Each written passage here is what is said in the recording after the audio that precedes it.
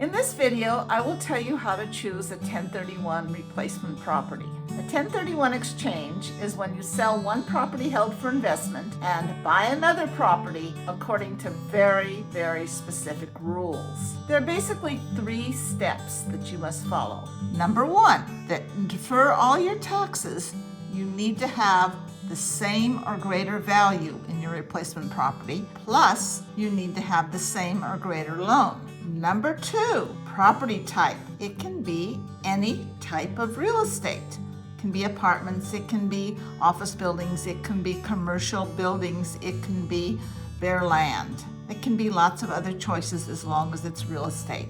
And number 3, you must follow a very, very specific timetable. My name is Maxine Golden, and I'm your 1031 exchange lady. I started this channel for small investors like you so that you could save money on your taxes when you sell one property and buy another one. If you'd like more tips on saving money when you sell one property and buy another one, hit the subscribe button. I look forward to seeing you in the next video.